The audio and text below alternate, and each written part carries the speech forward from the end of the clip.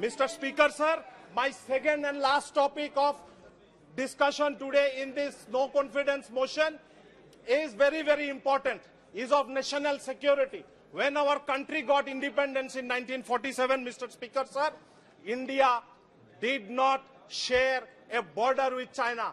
China का साथ हमारा कोई बाउंड्री नहीं था. It is on record. China 1950 में सियांकन को दखल किया.